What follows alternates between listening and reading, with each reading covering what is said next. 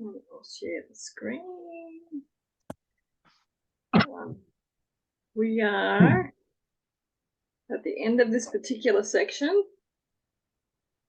Oh, my glasses. Where's my glasses? I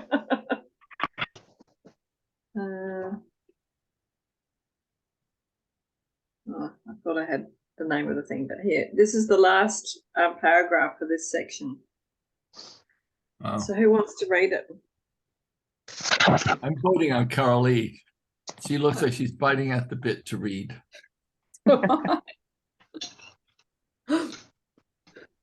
All aspects of fear are untrue because they do not exist at the creative level and therefore do not exist at all. To whatever extent you are willing to submit your beliefs to this test, to that extent are your perceptions corrected. In sorting out the false from the true, the miracle proceeds along these lines. Perfect love casts out fear. If fear exists, then there is not perfect love. But only perfect love exists. If there is fear, it produces a state that does not exist. Believe this and you will be free. Only God can establish this solution, and this faith is his gift. Wow. Would anyone like to give a go at this? Well, I was thinking how you can create fear, but then actually you're not creating with fear, you're destroying with fear. You're dismantling with fear. Can you elaborate on that, V? So when I've been in like mental states where I'm creating all these terrible scenarios that could happen, and that's all coming from fear. So I'm creating, but I'm actually not. I'm destroying. So I'm destroying the possibility that could be by creating all these negative scenarios. Yeah, I see what you're saying now. Here comes Rosemary too. So do we have to break this down sentence by sentence, or is that what we should do, or do you not want to do that? It seems somewhat clear. Yeah. Hi, Rosemary. Hi, Jane. Hey, Rosemary. Jane's still connecting to audio. Why don't we read it again, just for the benefit of Jane and Rosemary? Sounds good. Someone want another read? Me. Linda? You want to go for Carly? Oh, okay. All aspects of fear are untrue because they do not exist at the creative level and therefore do not exist at all. To whatever extent you are willing to submit your beliefs to this test, to that extent are your perceptions corrected.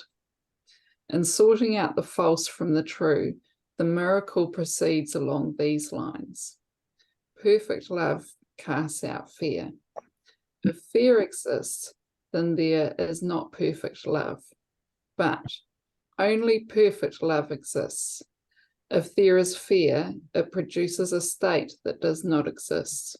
Believe this and you will be free.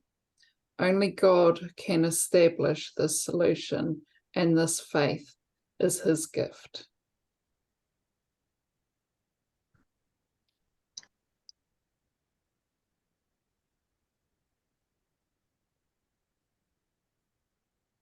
Do you want to go with what your interpretation was? Because I think that was really spot on.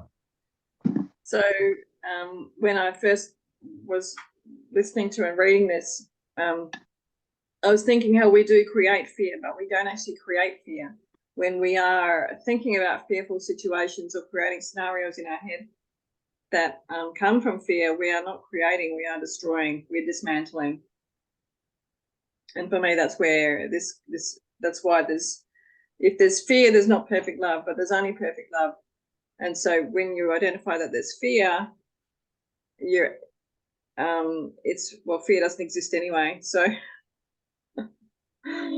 It's a great. I love this because I want to stick this up on my wall so that I remember when I'm feeling fearful that it doesn't actually exist and there's only perfect love. That's beautiful. No, it actually is. In fact, I want to write that down.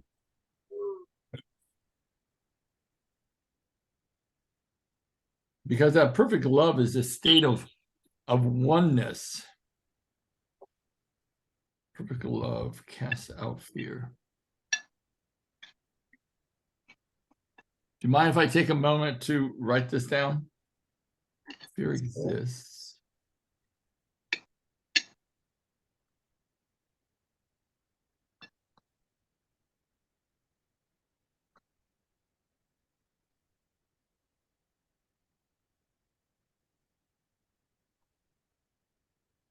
So the ultimate, I guess, remedy for any time that we have fear is to sort of sink into that oneness with God, and then that casts out most of the fear.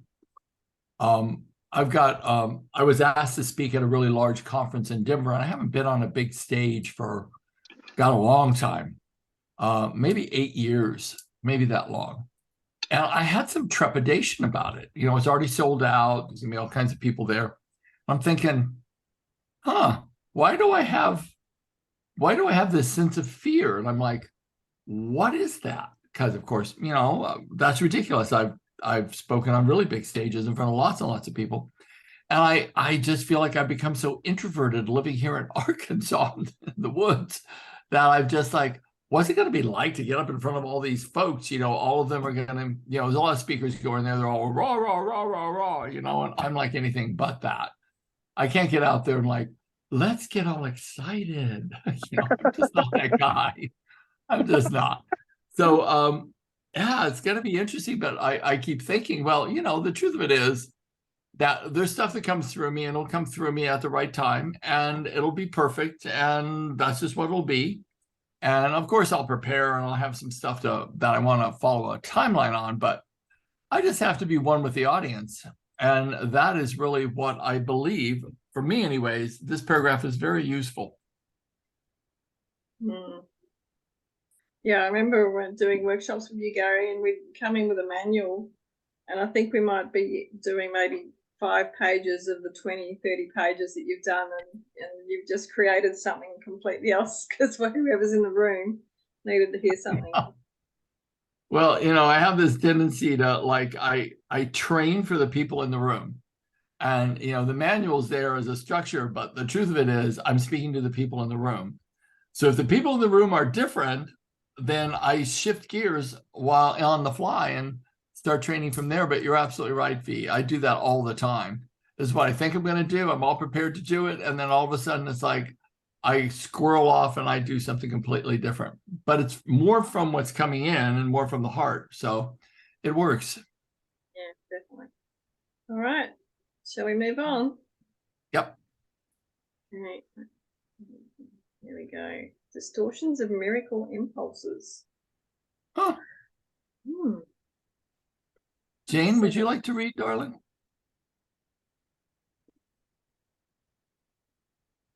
I'd love to. Thank you. Your distorted perceptions produce a dense cover over miracle impulses, making it hard for them to reach your own awareness. Wow, I'm loving that. The confusion of miracle impulses with physical impulses is a major perceptual distortion.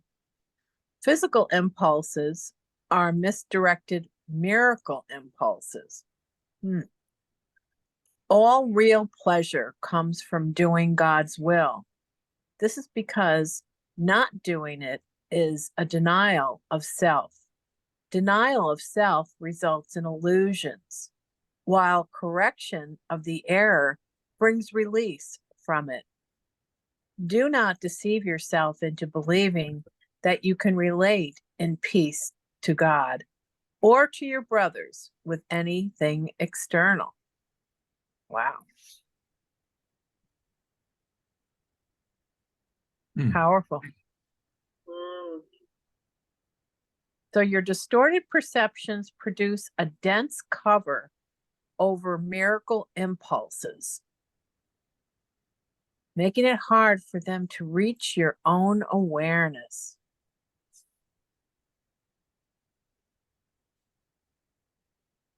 That's really powerful right there, that one sentence. It So truly is. I think to really understand that, how would we define distorted perceptions? What do you all think that is? Our everyday living. Yeah. Say again? Our everyday living. What's fed to us by outside. For me, it's sort of Influences. our judgment of one another. It's the separation that we have in our minds about the other instead of, the oneness. That to me seems like the distorted perception. Would we all agree to that? Yeah. Yes.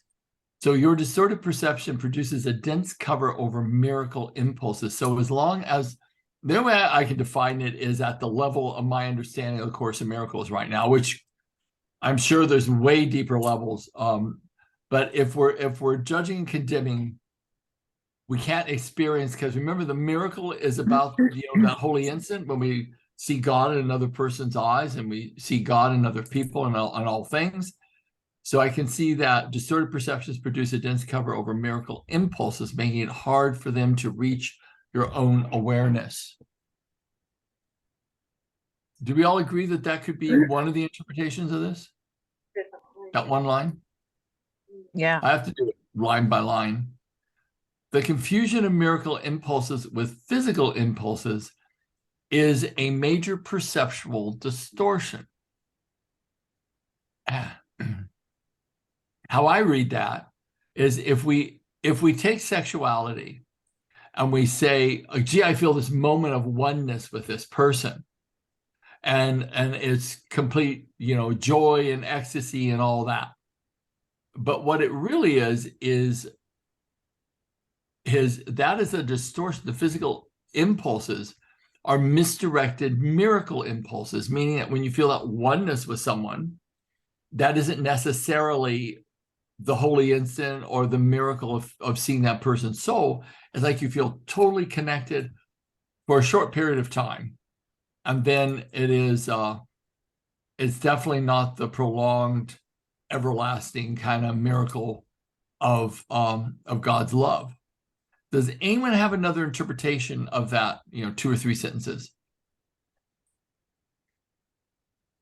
I'm kind of thinking how when I know something's right and it feels right, but it doesn't feel like a physical reaction, it's coming from somewhere deeper, but it's easily confused. It can be quite subtle, the difference between a physical feeling for something like a taste, when food tastes amazing, versus the feeling that something is just perfect, something's just right.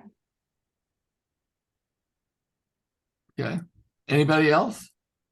Yeah. And I think that the physical impulses are something that from such a young age, we're so quick to get satiated and to meet that need and to think that that is the end all and be all, is our physical needs being met and our physical impulses. And so we turn to that. Well, I need drink, I need drug, I need, whatever. I need the physical. And it's like, no, if you really want to feed yourself, go to the miracle impulse, which is the soul. Well, I think people seek through the senses those intense visceral experiences. Right. And that gives them a sense of, like, I can only equate it to when I was very young and I used to shoot up methamphetamine. Right. As soon as, I know this is gonna be a little gross, but as soon as the needle would leave my arm, I felt love for everything and everyone. It was like I returned back to who I really was for about 3 hours. And it was that desire to have an instantaneous connection that drove that kind of addiction. Because I finally felt like I felt the love that I came here to be, but I could never get there on my own. It was always through an artificial means. So yeah, physical impulses are misdirected miracle impulses for that longing to have that connection and be one. Sexuality does that for a lot of people as well, that they want to be acknowledged, seen, comforted, have extreme emotional sensations and experiences. And that is oftentimes for people the only way that they've experienced that. So yeah, I can absolutely see that. I do wonder though, Gary, with those feelings of ecstasy that you received through doing drugs, did it give you an insight of what you're looking for though? Because this is the thing about perception for me, is that I can only come from what I know. So reaching another level was quite a challenge.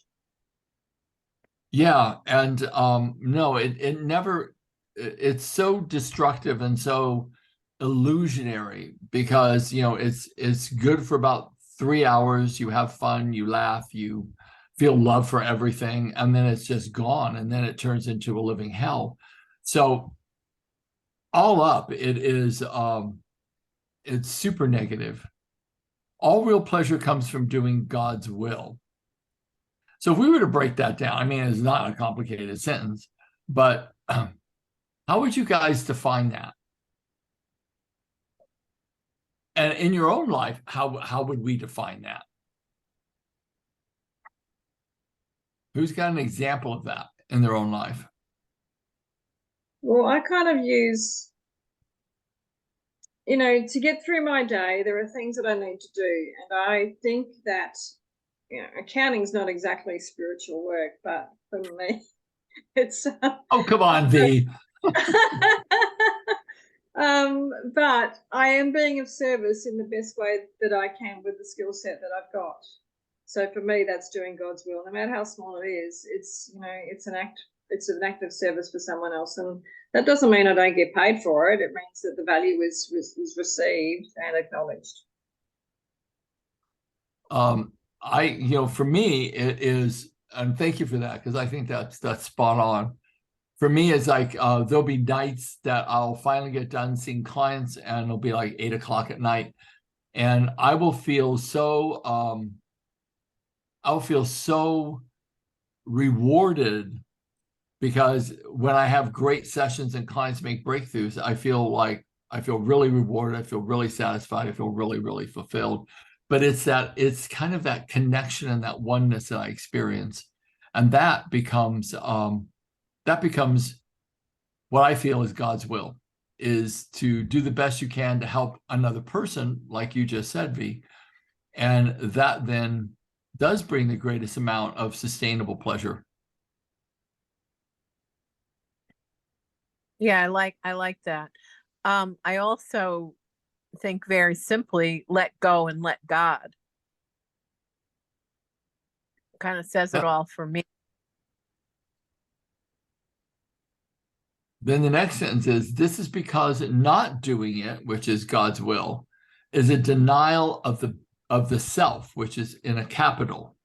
So I would think that it means that by not doing God's will, we are denying our spirituality, who we've come here to be, our spiritual self. Do we all agree to that, or does someone else have another interpretation of that line? Yeah. Denial of self results in illusions, while correction of the error, which is the separation, brings release from it.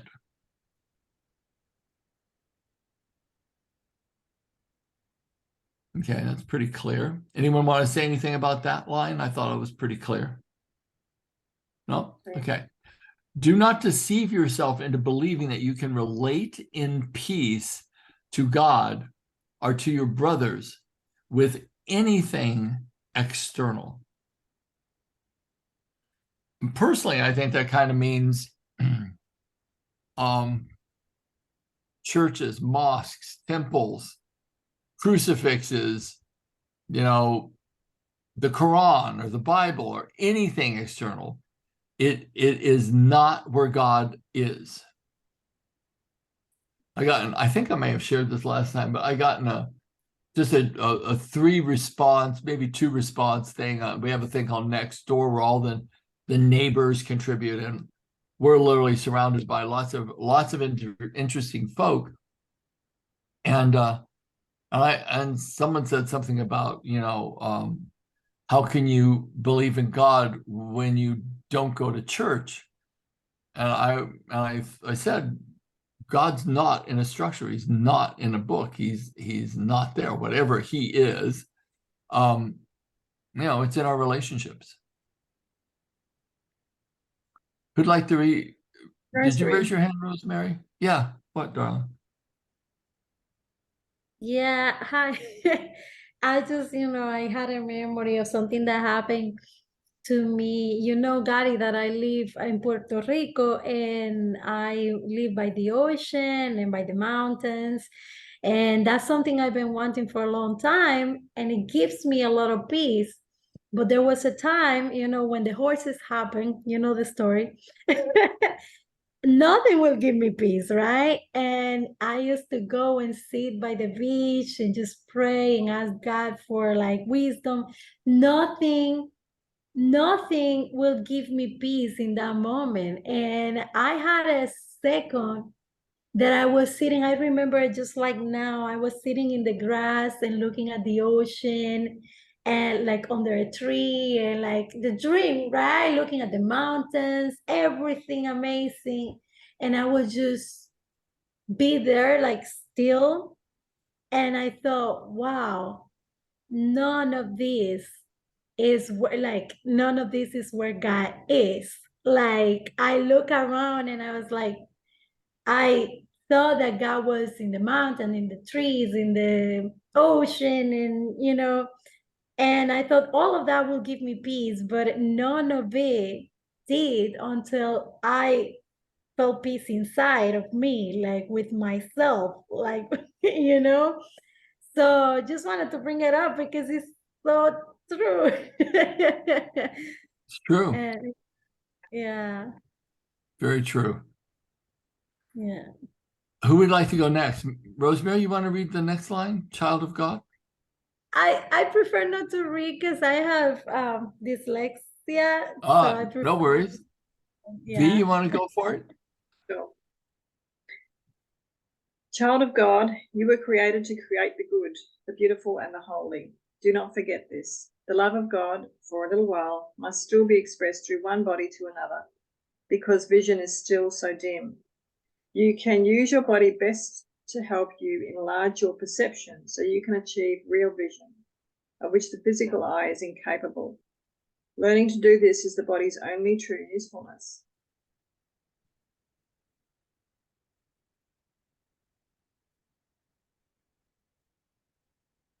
I love that first line.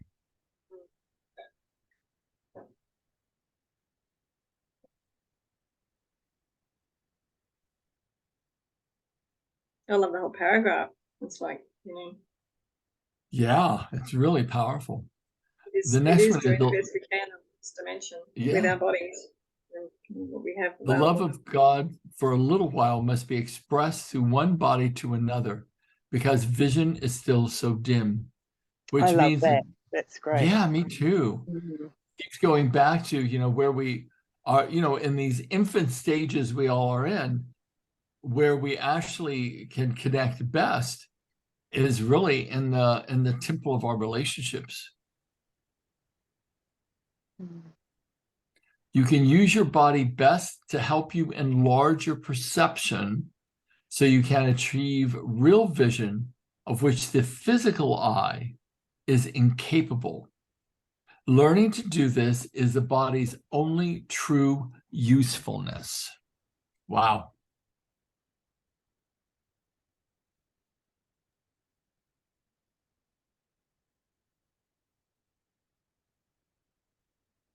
Well, that's powerful. How many of you have ever thought that the only true use of your body was to enlarge your perception so that we could see the real vision of God, and the rest of it just is kind of useless? That's a big statement. Yeah, it's not quite like that, but yeah, it's an expansion on what I've come across. Yeah. So what have you come across in relationship to this paragraph, Fee? Well, it reminds me of a yoga practice I've been doing online with this guy called Stuart Watkins, who he's a local fella, but he's done work with Ram Dass, and he was married by Ram Dass. Him and his wife were married by Ram Dass. And this particular practice talks about you are not your body, you are not your mind, you are not your personality, you are not your clothes, you are not your car, you are not none of that. Yeah. So who really are you? And it's a really powerful meditation. Yeah, because I mean it's like those the first couple lessons in the Course in Miracles, when it says, you know, this mouse is not what I think it is, you know, like this stapler is not what I think it is. It's always about looking at how we divide everything into definitions, and it's really not that at all.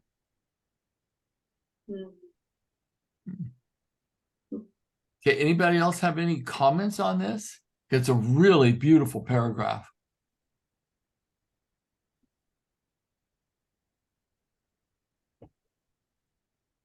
So we all understand it.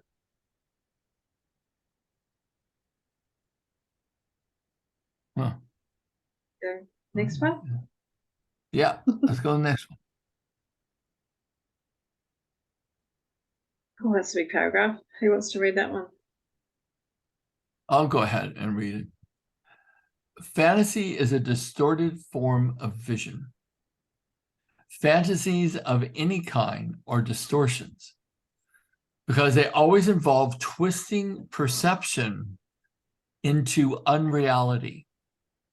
Actions that stem from distortions are literally the reactions of those who know not what they do. Fantasy is an attempt to control reality according to false needs. Twist reality in any way, and you are perceiving destructively. Fantasies are a means of making false associations and attempting to obtain pleasure from them. But although you can perceive false associations, you can never make them real except to yourself. You believe in what you make. If you offer miracles, you will be equally strong in your belief in them. The strength of your conviction will then sustain the belief of the miracle receiver. Fantasies become totally unnecessary as the wholly satisfying nature of reality becomes apparent to both the giver and the receiver. Reality is lost through what? Does anyone know how to pronounce that word? I think it's usurpation, but I don't know what I mean. I have no idea. Let me ask Siri. Hey, Siri. What does usurpation mean? Here's what I found. Oh, it's usurper, illegitimate or controversial claimant to state power. Usurper or controversial claimant to power, often, but not always in a monarchy. Huh. Yeah. Usurpation. So it's about reality is lost through usurpation, which produces tyranny. That makes sense. As long as a single slave remains to walk the earth, your release is not complete. Complete restoration of the sonship is the only goal of the miracle-minded. There is a lot in this paragraph. the last couple lines kind of blow me away, especially the one that says, as long as a single slave remains to walk the earth, your release is not complete. Complete restoration of the sonship is the only goal of the miracle-minded. Okay, who'd like to take the first? Well, I'll take the first line, but then we'll go from there. Fantasy is a distorted form of vision. I think we can all relate to that. Anyone want to make a comment on that, or we all get that? That's all like easy peasy, right? Fantasies of any, yeah. One thing that come up with me though, talking about fantasies, is also trouble that I've had with visualizing things.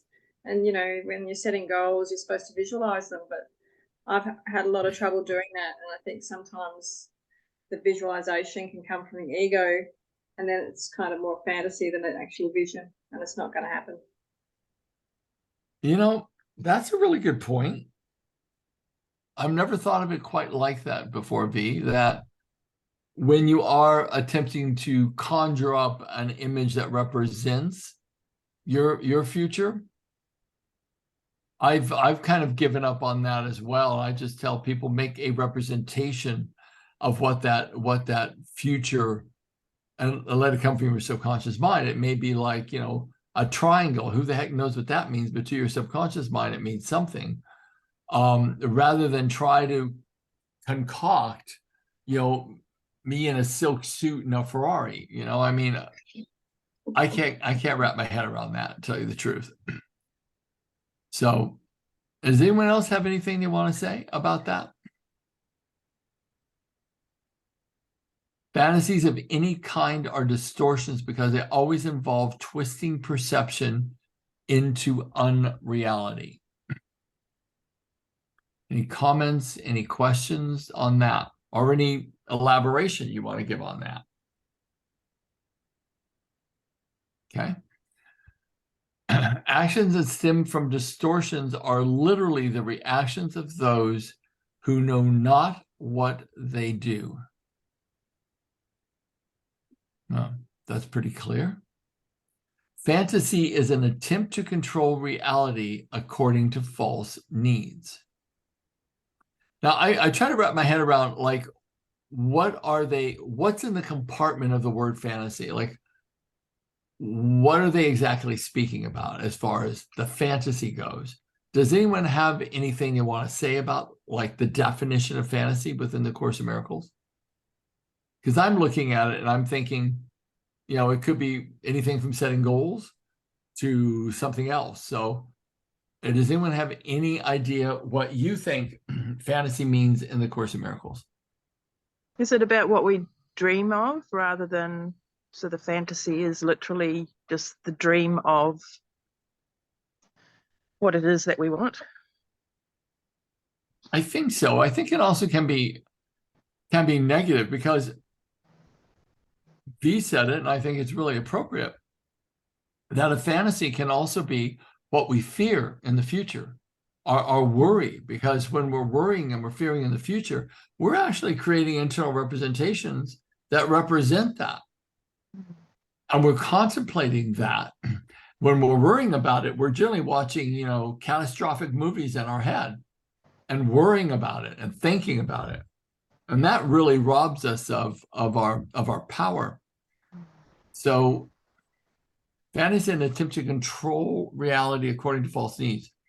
Twist reality in any way, and you are perceiving destructively. So does anyone want to comment on that?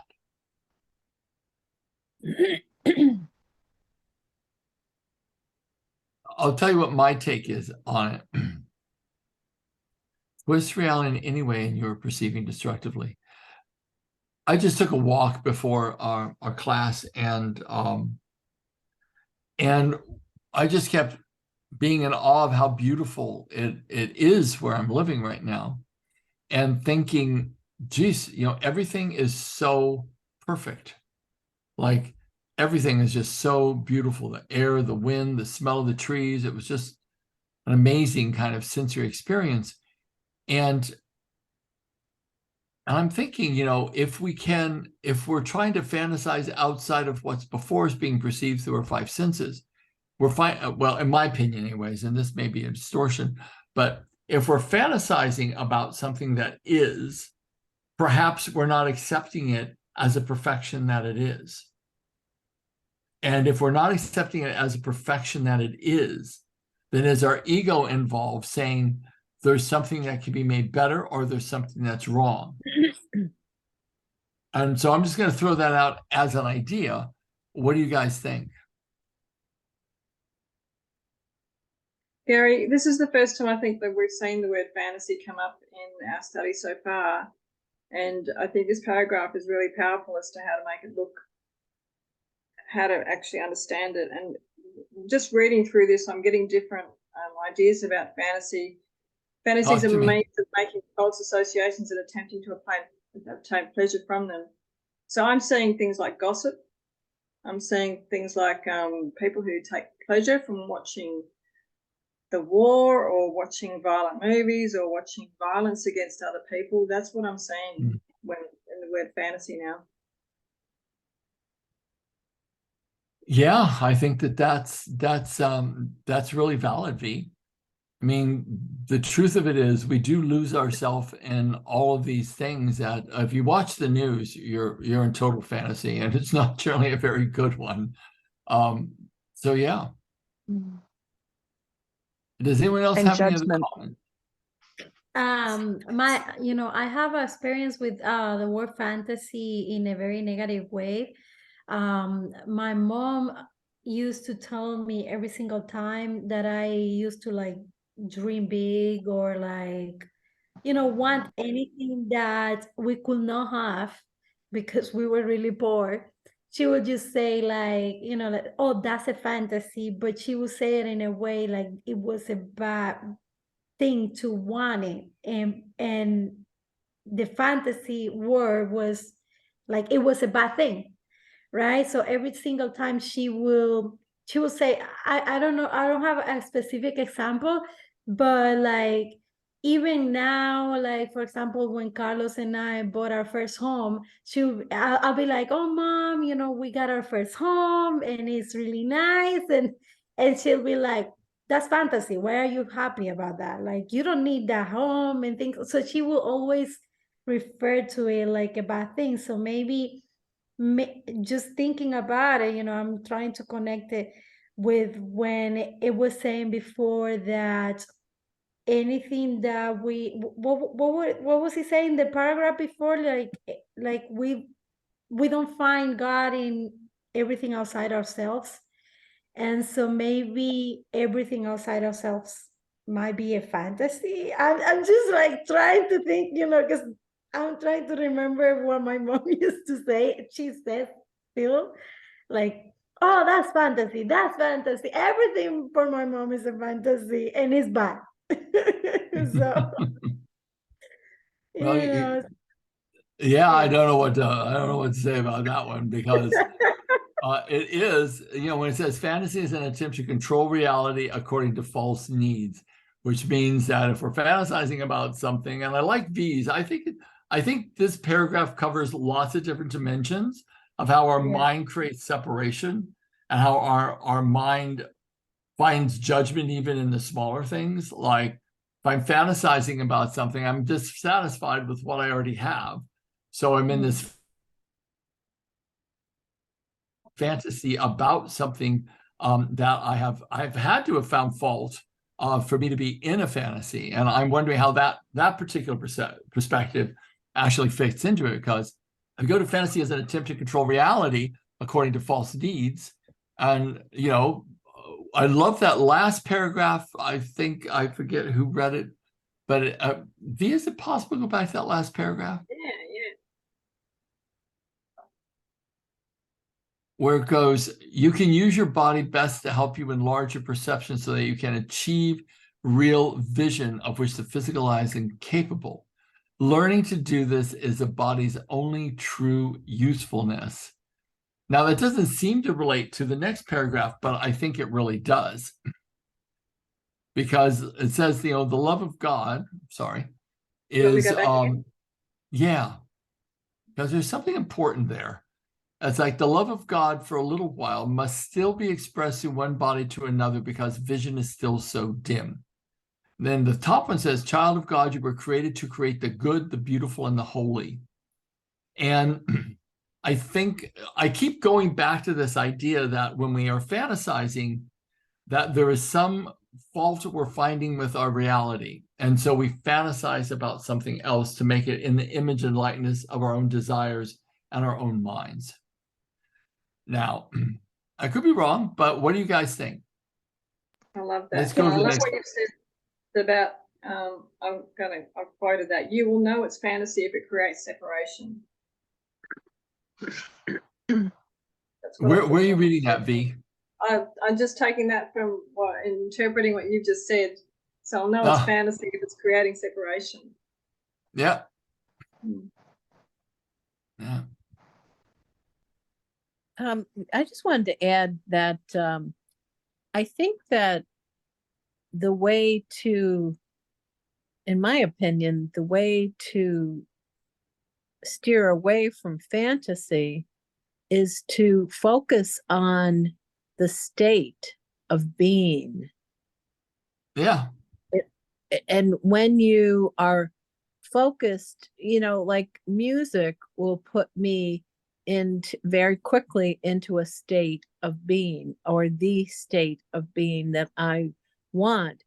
And then to let the universe and to let God fill in whatever is to be manifested.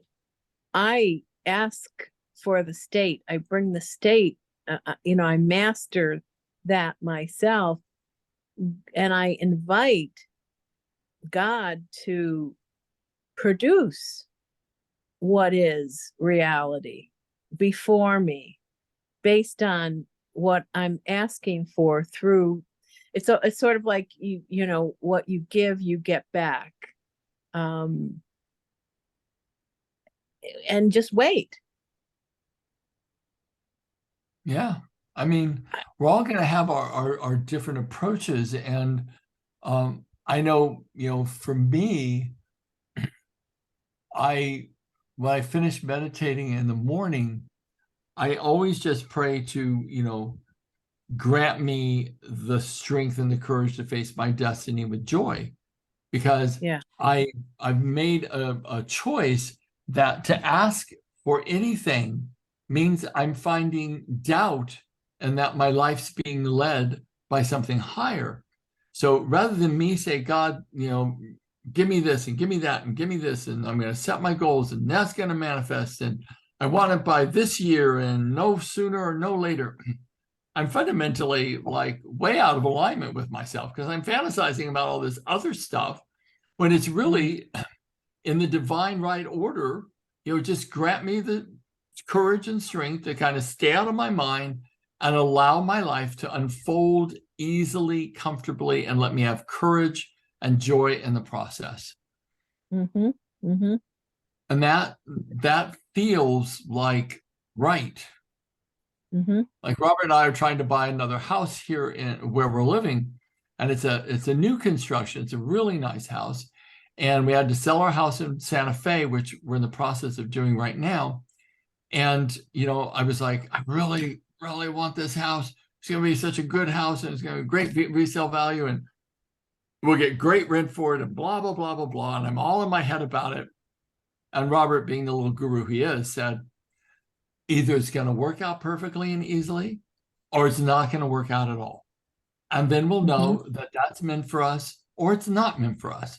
And I'm like, Mm-hmm. you're absolutely right. You're absolutely right. Mm-hmm. And Mm-hmm. so we just sort of settled ourselves down today, Yeah. because, all the paperwork and all that started to happen. I'm like, I'm not attached. If it's right, it'll be easy, and if it's not, it'll be difficult, and we'll back out of the deal and go do something else. Mm-hmm. So I think for all of us, there's I think this really blessed state of surrender, Yes. that in all of our interactions with things we want, because I think wanting is a fantasy. Like I want this, or I want that, or I want this relationship, or I want that car, or I want this house, or whatever the fantasy is.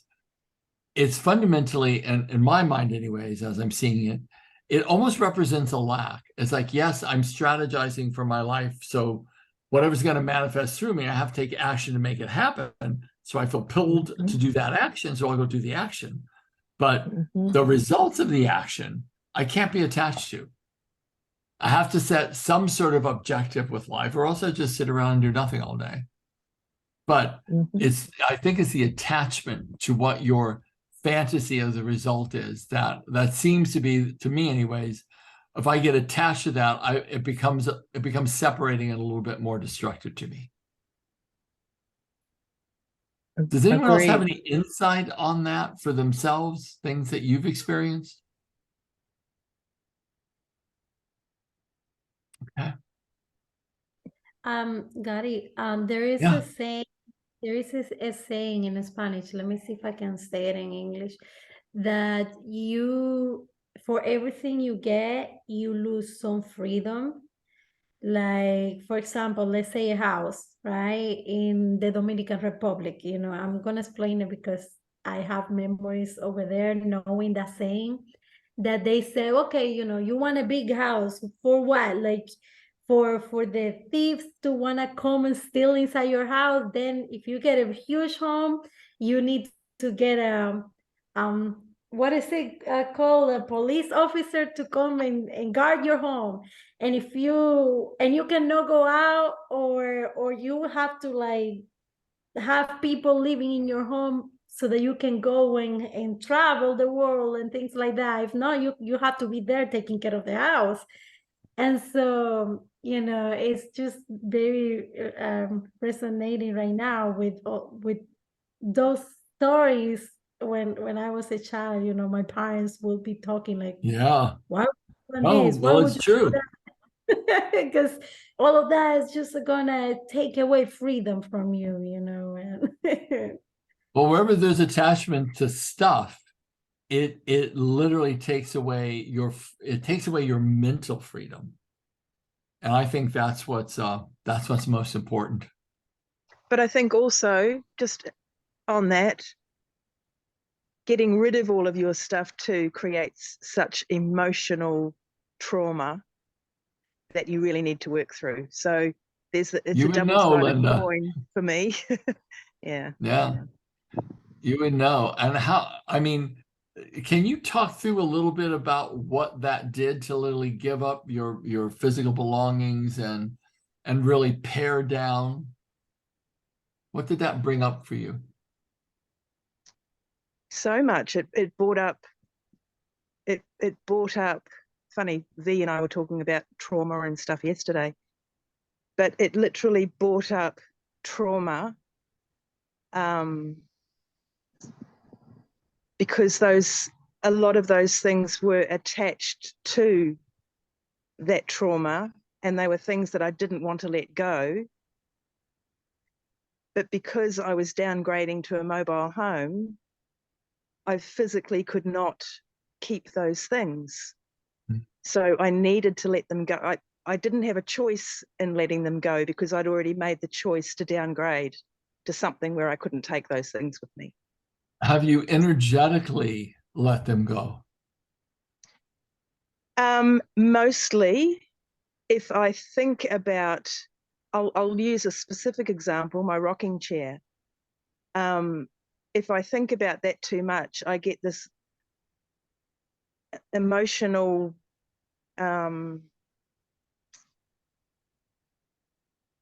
it's like inward crying. It's like inward suffocation almost, where I feel like I can't breathe, and so yeah, emotionally I'm still trying to let them go. But yeah, crying at the time when I was actually giving them away and not being able to speak to the people that I'd pass them on to. So, but yeah, it's interesting. It's very interesting. No, it absolutely would be. And because they've been let go of, you're still bound to them energetically because of the emotion and the thoughts. And, you don't want to be a slave to your past. And ultimately, at the end of the day, each one of us, and I think this is because I know eventually that will happen to me. I don't know if I'll be in a mobile home, but I'll probably be in some sort of, care facility at some point, But the thing that I know is that we're going to have to let everything go.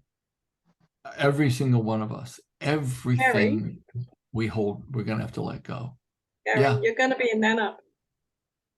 Oh, that's true. I was thinking I'll that as be you were riding your talking, Gary. horse when I'm 90. That'll work for me. I'm thinking your care facility is going to be Nanup.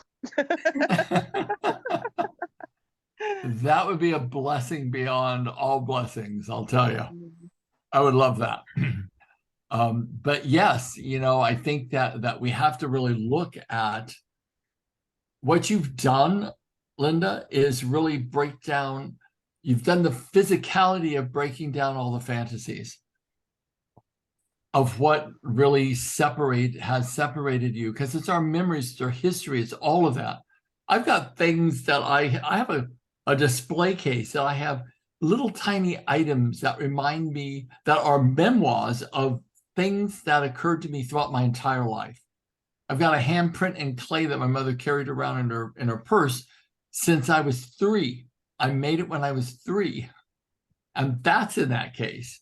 So I get exactly what you're saying, and this is why I admire you so much, Linda, because you're doing this. I won't say prematurely, but you're doing this in a way that you're disconnecting from the world, and if you do it in a sacred way, that's what makes you turn your face towards the light and towards this miracle of oneness with God that literally is everywhere and in all things. And you're just way far ahead of the game than the rest of us are. So Well, it's about what ahead. we've talked about previously too is it is about that surrender. It is about most of my life up until I turned about 50, I guess. 50 was a big turning point for me, but I was very spontaneous in everything that I did. So if I wanted to get my hair bleached, as an example, if I couldn't get it done that day, if I couldn't book in to get it done that day, then it wasn't going to happen. But it always happened for me. So I decided, right, I'm going to get my hair bleached.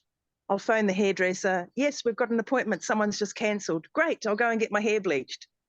But the next day I'd be thinking, what the hell did I do that for? So everything was very spontaneous for me, which wasn't always a positive experience. But now it is very much about the surrender rather than the spontaneity.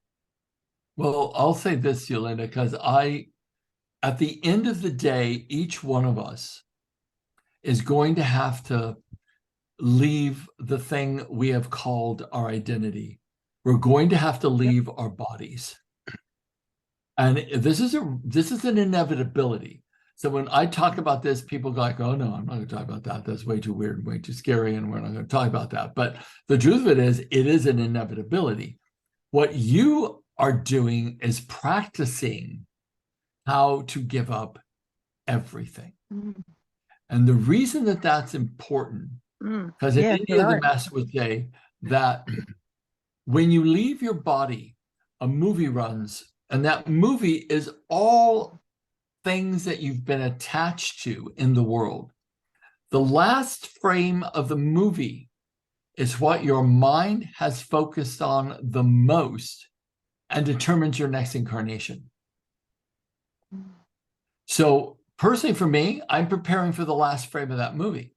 I want to be practicing these minor miracles. I want to be practicing the presence of God. So when it comes to that point, I can actually leave my body and greet it like I'm going to my wedding and I'm going to see the face of my beloved, rather than I'm terrified and what if God doesn't exist and blah, blah, blah, blah, blah. all that other stuff. I want my mind to have practiced for years and years and years the ability to surrender into the arms of the unknown. And you're doing that, Linda. And you are surrendering into the arms of the unknown. So my invitation is, do your best to corral your mind from worry, and do your best to say, whenever you start worrying, say, God, I am totally in your hands, and mean it. And then when you meet people, be that spark of the divine rather than someone who's afraid and in scarcity.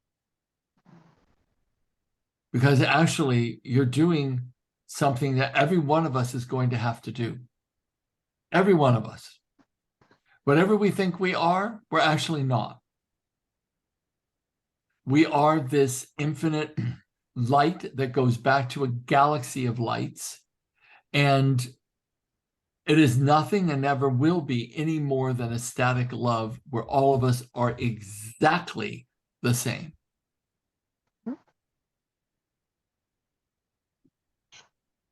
Are you That's with beautiful. me? But I think that this is an important place that you're at right now, Linda. In fact, I think it's really beautiful. And It's it's very about important. not holding on to the world, but holding on to what the Course is saying. The world and the past has been a fantasy. We think we're separate. We think we don't have enough. We think we're not loved. We think something, whatever it is. But there is infinite love all around you every second of every day, every breath you take. There is infinite ecstatic love flowing through you, flowing around you. It is everywhere. And I truly do believe that. And I, as a starting point, if you're not looking at the bigger picture, it's the people that you have around you. They are the people who, for myself, I've got my friends in Adelaide, my friends in Armidale in New South Wales, I've got my friends up here in Perth. There's no expectance from them for anything from me. It's all about just being together, enjoying the time together, laughing together, and belly laughs too, not just a laugh. And that's very important for me at the moment. That's my biggest thing at the moment. Well, it's a big joy because that's when you feel oneness. I mean, it said, we read it tonight, is that, although our perceptions, I'm trying to find out where it is. Also, so you ever make the real believe in what you think. Yeah, I can't find it right now, but I know somewhere we read that how we begin to first start experiencing this is sort of in the temple of our relationships through our bodies, where we interface with one another and we have relationships with one another, and that's one of the first places where we start experiencing this sort of miracle of oneness without the fantasy of everything being wrong or false or something's lacking. Yeah. It's 9 o'clock, Gary. I think we might need to revisit okay. this paragraph again next week. What do you think?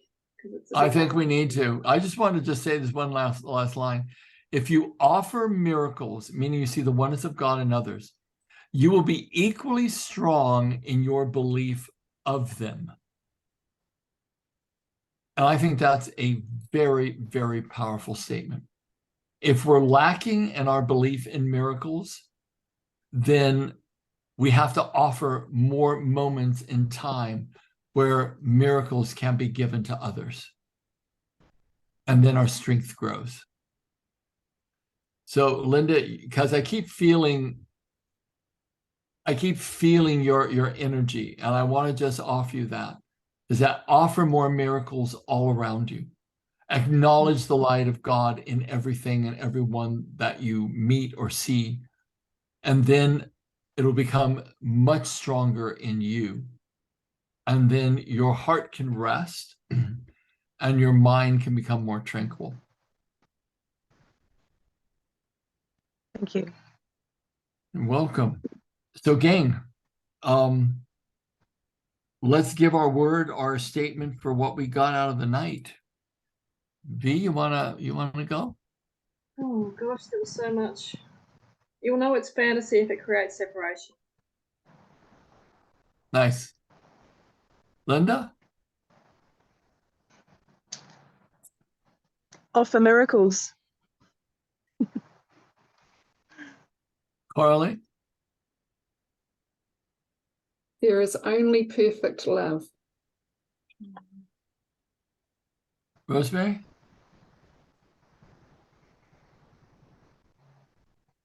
I still don't know. One of my favorites, I think it was in the first one, but I was trying to look for it and I didn't see it here. So I still need to reflect on what was all of this. The Well, fantasies. just give a word that you would Well, I guess it just give a- appears my mom was really wise all this time. well, just give a word that you would like to leave with the group that is, positive. Disattach. I think that's what comes to my mind. Okay, great. Jane? Yeah, I am in love because I am love. Nice. I think that what just came into my mind is that I cannot be separate from God. That is the biggest fantasy of all.